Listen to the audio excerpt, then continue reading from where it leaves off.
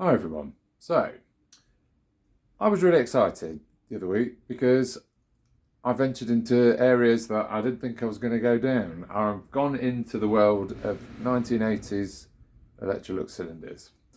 I was doing a bit of research, and the more I looked into these and learnt about them, I thought, oh, do you know what? I actually think I quite like them. They're not my favourite, but they are pretty nice. So I managed to pick up what looks like a very nice example of a 350E, and it's cleaned up on the outside pretty well. Sorry, it's a bit squeaky because I've got the cable resting on it.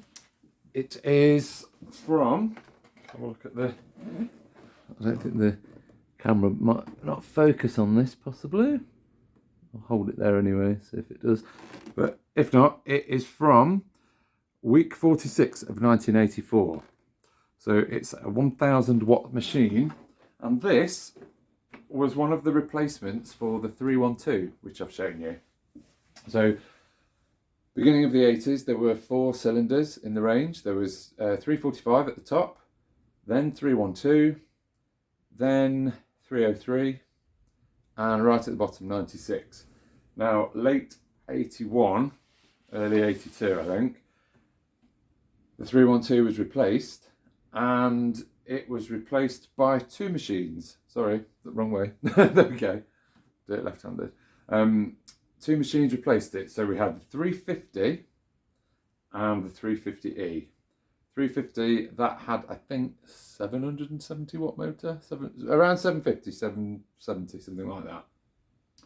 And this was effectively the same kind of body, just a slightly different colour, and in this new, what I call carry case shape. I don't know, there's probably an official term for it. If I just lift it up, can you see it's not as long as, say, a 312 or a 345. It's more like a suitcase, or, and those of you old enough to remember actual typewriters, a lot of people had a typewriter at home and they used to take them to work with them, or they would work on them at home. They used to always come in a carry case, a suitcase type thing, and that's what this reminds me of. But I'm 46, 47 this year, so I'm old enough to remember before computers. But yeah, so it's a slightly different shape, and it's probably that little bit better for getting around furniture in the smaller home, because I know that 345 probably would come out to maybe there, perhaps a little bit less. Quite long. I can understand if people found it a bit cumbersome. This model, it has speed control, so it's the kind of cylinder equivalent of things like the 506 and 560 uprights. So you can start off on minimum, build it up to max, and then with your boost you get your 1000 watts. 2 pedals, one for chord rewind. On switch this side, we have a filter. Hang on, if I can get into it. Nice little filter there. And then we have the blowing port. So you plug your hose in and it blows like cylinders always used to. Fit that back on there. We have a bag indicator, which I'll show you. So we'll take the top off. The whole lid comes away. So it's not immaculate, but it's not too bad. I've tried to clean it as best as possible. It's been soaked, but there's some ground in dirt in that, but that's for another day. That's when I've got literally nothing to do and I can sit there with a little toothbrush or something. Bag wise, let's turn it round. We have this little red piece of plastic here, which as the bag fills and presses, it pushes forward. So where we have a window in here, this will fill the window when it's ready to pop. I haven't got that far because I've only just got it. Bag wise, I can't remember the bag code, but I think this might be like a pattern part, electric part or something. It's got a bit of wet in there as well. It's probably still damp in the bottom. So yeah, they're okay, they're fine. They're just not the best.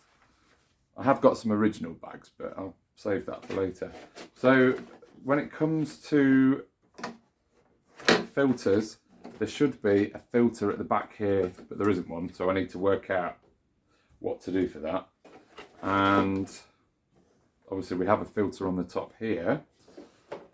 Underneath,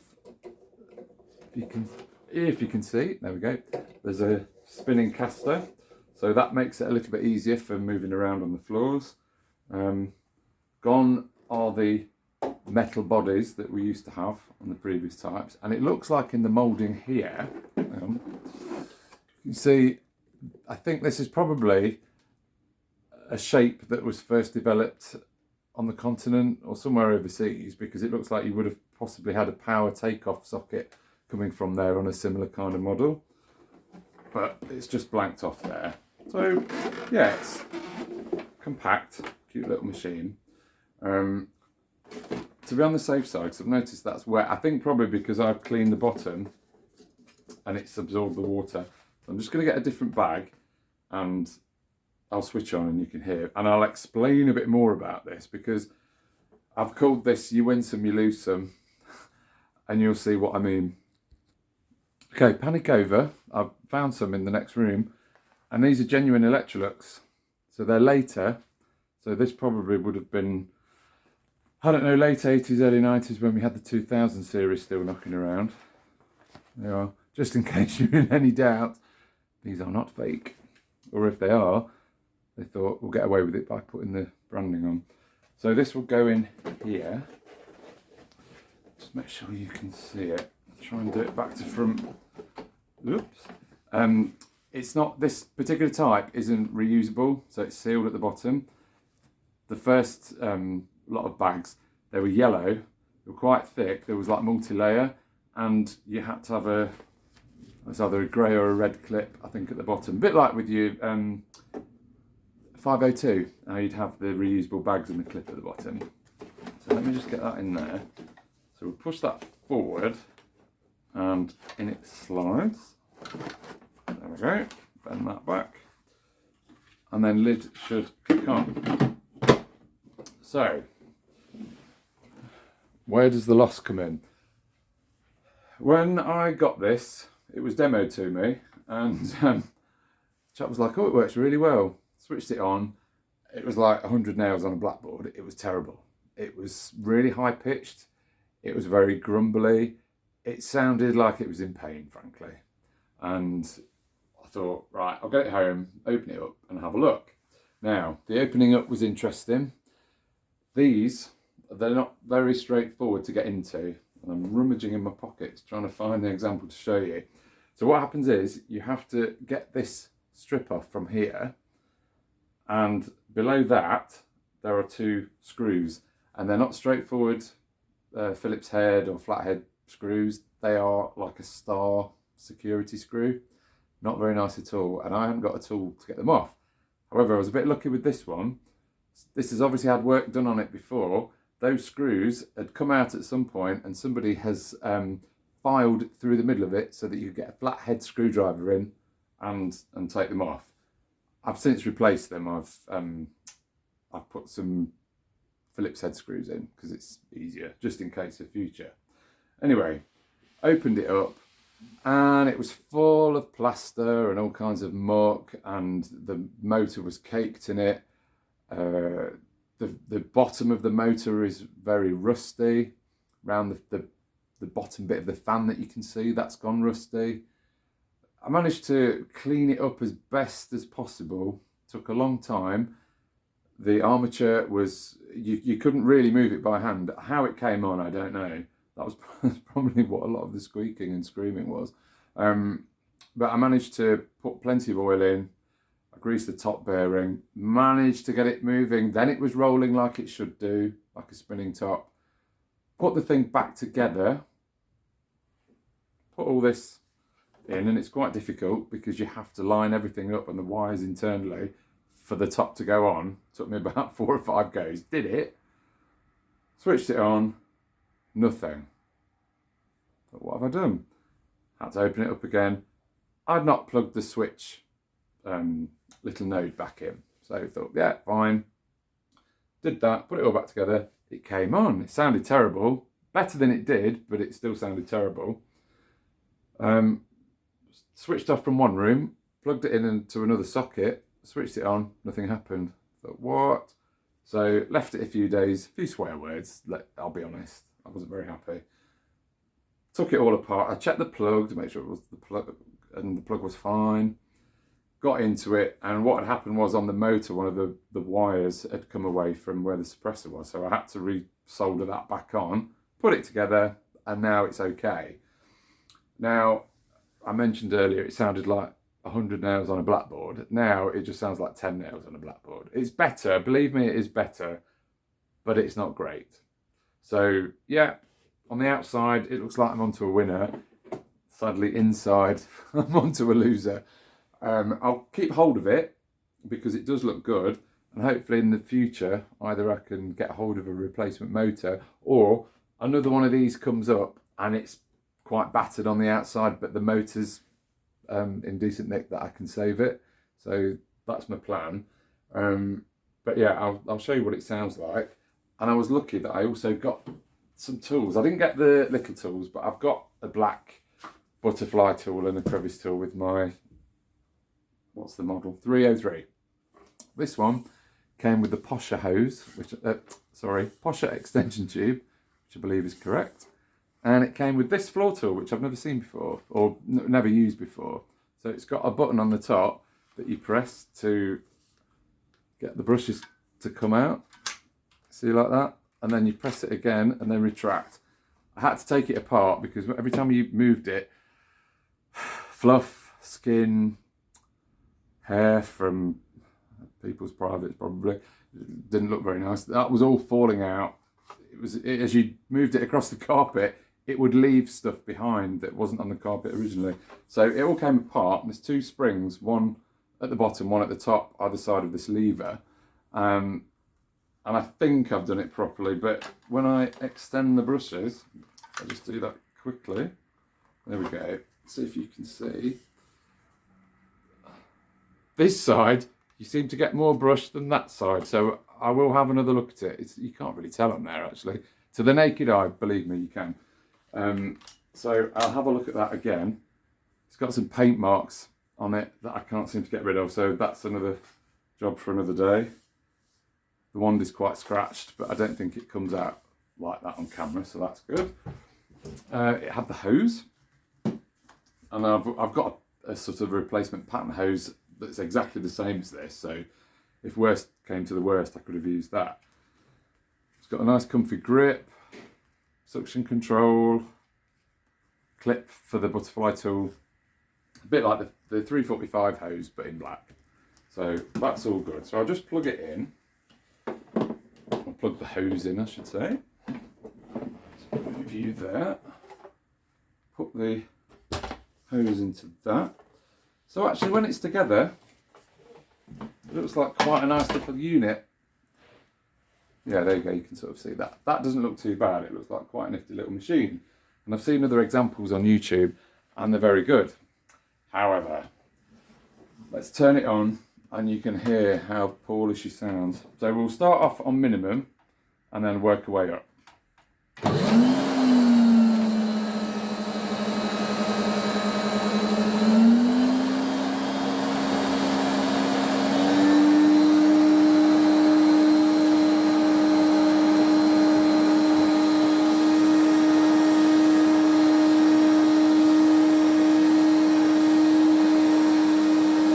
Now the boost.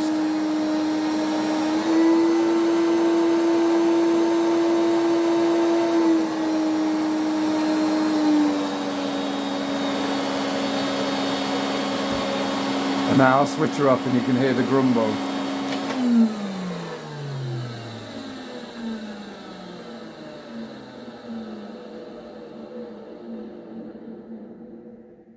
Okay, so maybe it's 5 nails on a blackboard now rather than 10. Gets better the more it's used, but can still hear it's not the best. But you know, it was a challenge. I'm glad I've got it. I'm glad that I managed to get stuck in. I've learnt quite a lot from doing it. I've learnt what not to do as well. And I'd be interested to see, I don't know, the last few times where I've turned it on, and I've took the filter off. Inside here, there's been quite a lot of plaster and bits and things have come out. So when the blowing port is engaged, or the air's coming out the motor, it's blown some of the rubbish out of it into here. But actually, for once, that's not happened. I've got like a bit of, this isn't genuine, this is replacement Electrolux filter I've just cut up. So yeah, so there we go. So that's that one.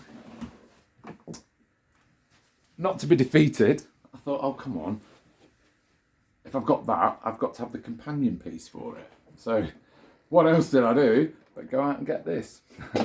Well, I didn't just go out and get it, I had to buy it from somebody. So this is the more basic model, the 350. So this one, it's in a lovely, I don't know if they call it sage green. It's not quite 502 green. It's more bogey green than avocado. Sorry, I've really not done enough research into these to know what the catalogues would have said at the time.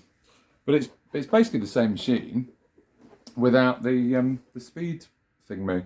So instead of the speed control and the boost button, you've just got this metal plate here. If you remove that, you heat it up and then it will come off, you've still got in the moulding the section where the speed control would have fitted in for the debris on the top to move along. So they've used the same mouldings and everything. They've just put a blanking plate pretty much on the top. So it's the same again. Filter in there. I think that's the original one that I've washed, which has got a bit of fluff on it. So that's come out of the motor. What is that? Oh, it's a bit of a twig. That's actually probably come from when I dropped this outside, because when I've got my tumble dryer outside, and this was wrapped up in a pillowcase, and I forgot to take it out. And when I was outside, I remembered, went to fertile in the pillowcase, and this fell out on the floor. So that's probably where that's come from. This isn't dirty inside, which is good. So the motor was a lot cleaner. It still sounded horrible when I first switched it on. Oops. It's quite difficult to do this when you're carrying it, you can't see. There we go, that's better. Same bag check indicator. So we open that out. There we go, same moulding. This is an original Electrolux bag from the time, near enough. So you can see it's yellow, and it's got the nice wording on it. And it didn't have a clip in there, so I pinched this off one of my uprights. It's probably incorrect. I would think it's probably blue, black or grey, and a lot longer. A bit like you'd have maybe with Hoover Turbo Power, something like that. I might see if I can get hold of one. Don't tell anybody I'm putting Hoover things into an Electrolux. But yeah, I'll put that back in there. Oops, there we go. And then on the back, so this is polished up quite nicely. It's looking really good now. The rating sticker, you'll see, is really scratched, so it's quite difficult to read. But I believe it's 770 watts, and the serial number, I can't see that at all. Wait a minute. 301. Yeah, 301. So first week of 1983. So she's 42, just gone 42.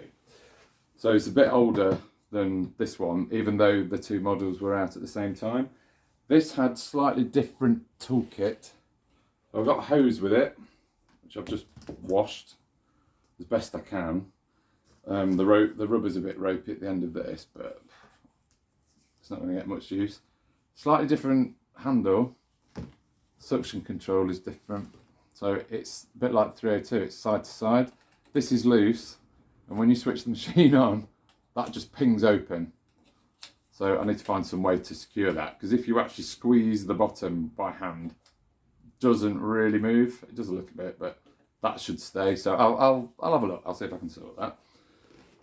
So put that in there, and then it would have had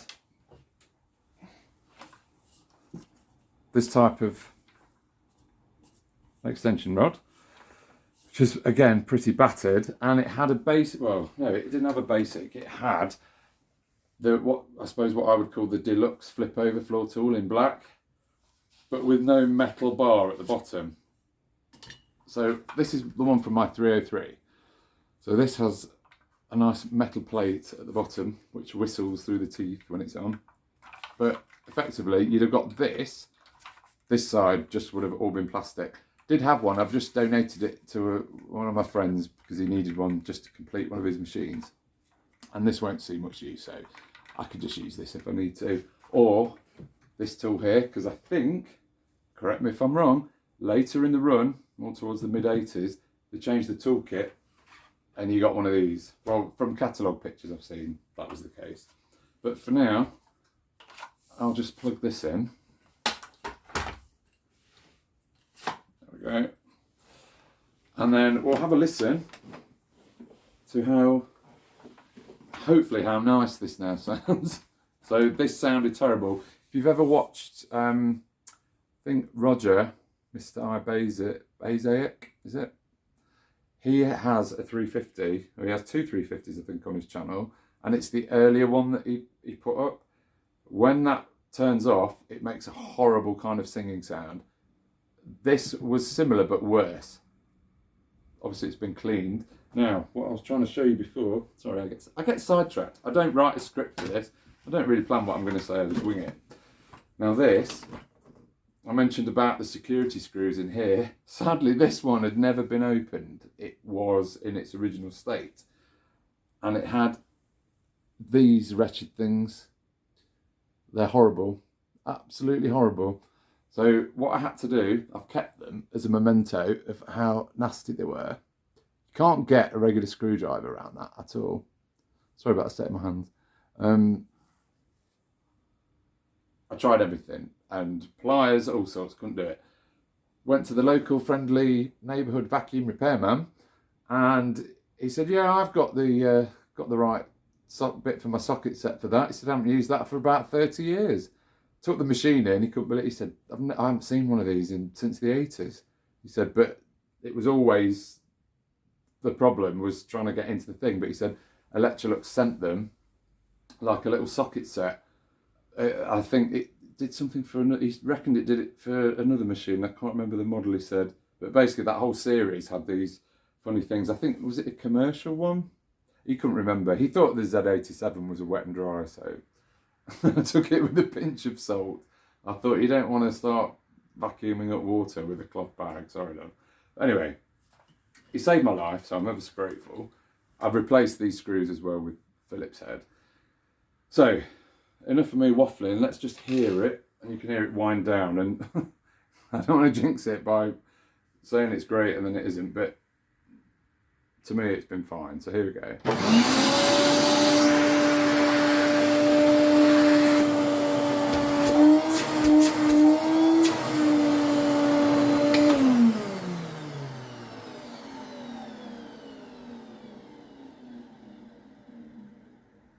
Yay! So that sounds to me like an Electrolux motor should sound.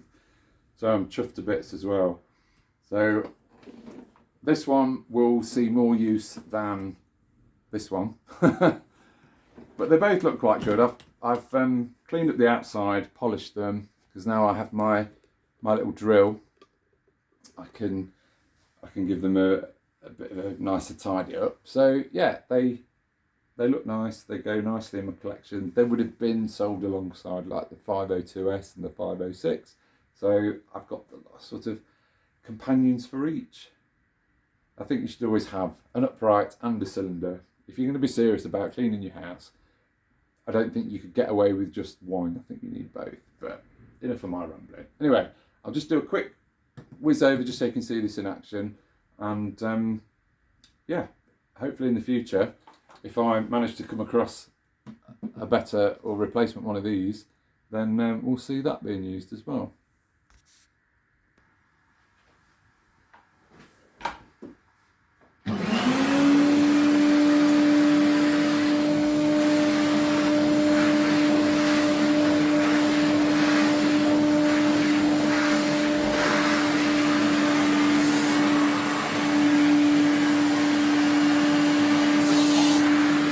You can hear the whistling.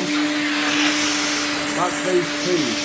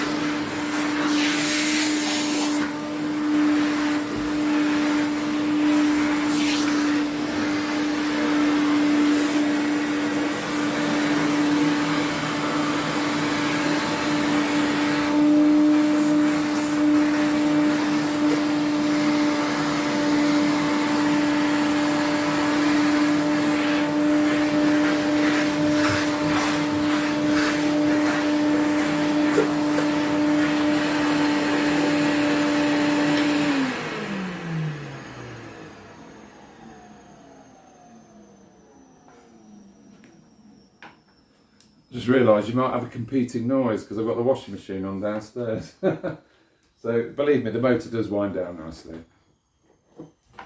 And just pause you a second while I unplug because the cable's wrapped around the bottom. Okay, so I thought I'll do the cord rewind because it does work, but it's always like quite tangled up when I've done it. So I just want to see by chucking the plug down the stairs, will it actually wind up successfully? Kind of. Oop. Yeah. Okay, so the cord rewinders work. The thing that I'm not so keen on with these, and the 350E is the same as well.